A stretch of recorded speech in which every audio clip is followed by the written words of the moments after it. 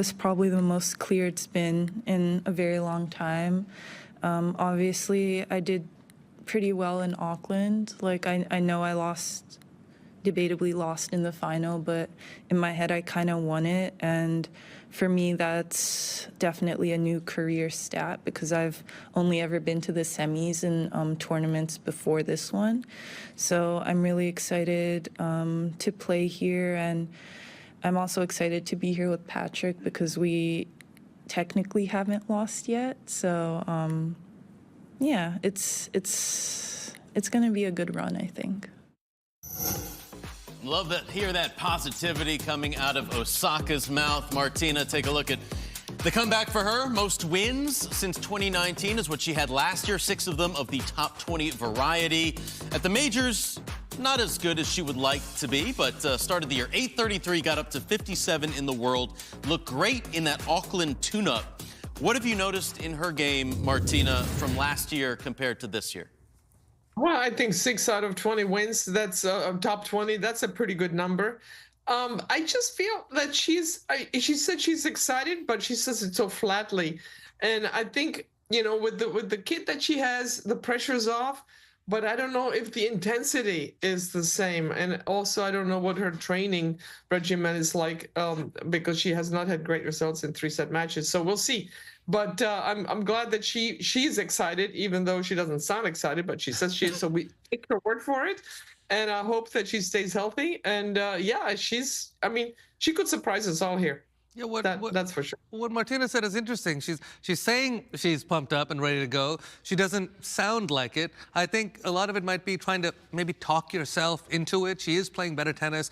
Last year, I think it was a huge positive for her. Real building blocks moving forward. She had that brilliant match with Iga at the French Open. So we know that the tennis is there. Can she find it in the big moments? Can she have that belief? We keep talking about belief. She had that in spades when she won those 4 Grand Slams. Just nothing seemed to bother her, even in the biggest moments. But when you come away from that, very tough to get back there. Just going to have to take it one match at a time. Positive signs, she had the Kobe jersey on. Okay. She's got the Mamba mentality. She got the Mamba mentality. What would you take out of that first tournament? Better signs from Osaka, right? The style of game she plays, she's got to have some rally tolerance. You only get rally tolerance if you believe in your fitness and you believe you can hang out there. Unfortunately, her body did break down, though, so not a great sign. The other thing that concerned me was she had a quote before the season started that said, you know, if I don't start doing well, I don't think I'm going to hang around. That means she's kind of already thinking that way, and that puts more pressure on. Like, maybe I should quit. I'm not winning these majors anymore. So all of that can go away with a good run, and she desperately wants one. She wasn't able to get to the standard that she's expected of herself in 2024. She hopes that Patrick can help her get there in 25, but she's got to be patient with herself. But she's got the game. I just curious if the mind is really there. She's saying this, she's walking the walk. You know, she's saying it, but you've got to be able to do it out on the court. Yeah, she's, and this has always been the case, she's such a tough player to read in so many respects. I caught that line too, Lindsay. I mean, why even sort of let people into your thought process and give that little tell? That clearly kind of indicates she knows her results haven't met her standards. And then she goes out and she wins 9 of the first 10 sets she plays. I don't know if you caught that line that we just clipped. She said she debatably lost that final. She was winning the match and then had an injury, but that was an interesting bit of phrasing. She has a very tough draw at this tournament. No, I mean, you know, Iga's won 5 majors. You know who's next on the list of the active players in this draw? Naomi Osaka with 4. She has not won a title, though, since she won the Australian Open 4 years ago. Right. When she reaches the quarterfinals at a major, she's 12-0. Undefeated. So if she gets to the quarters, watch out for Naomi Osaka. Will she do it? This is her path to that destination for Naomi Osaka. Not going to be the easiest, starting off once again against Caroline Garcia. She lost to her last year in the first round, then potentially Prakash Karolina Muchova. Yeah, that's a very tough section to be able to get through. Yelena Ostapenko not coming in with great form, so perhaps she's a question mark. But if you're somehow able to get out of there into the round of 16, boy, could be Coco Gauff waiting for you. Not easy. Like, the whole part of the draw is not easy. Brutal. Starts off against a huge hitter. Caroline Garcia has not played since September. So she's taken extended breaks, so we're not really sure what to expect from her. But then she's got to deal with the variety, potentially, of Muchova. Then if she were to get through that, I don't know if Ostapenko gets there, but 4th round with Gauff, she's going to have to work if she's going to make a run at this major.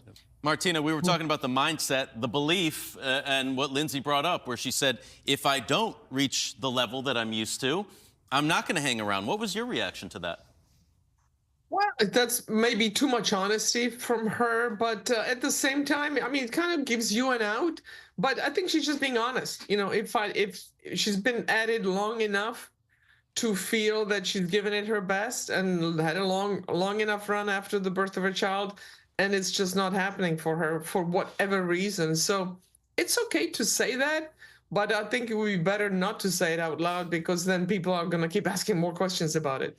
It's interesting, Prakash, because she also said, when I had the opportunity to do other things, I realized that I'd rather be playing tennis. You thought you were forced to do something, but in actuality, you truly loved it. I like that comment. Yeah, I think it's a little bit of a contradiction also. Like Martina is saying, I do think there's a lot of honesty there. You're not quite there with the belief, so you're just kind of saying what you feel. It could be a bit of a subconscious thing. But I also agree that if you start talking like that, you're spiritually almost there, and you're kind of willing it to happen in real life. You don't have that belief, so it's all of a sudden going to come out in your tennis.